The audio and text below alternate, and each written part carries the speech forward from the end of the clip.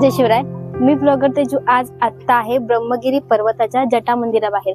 या महादेवांचं जटा मंदिर आहे जिथे महादेवाने स्वतःचे दोन्ही गुडघे टेकून त्यांच्या जटा आपटून त्या ठिकाणी गंगेला प्रस्थापित केलं होतं. गंगेला जमिनीतून किंवा कातळातून बाहेर काढलं होतं त्या ठिकाणी. तर ते मंदिर आतून कसं आपण बघूयात चला.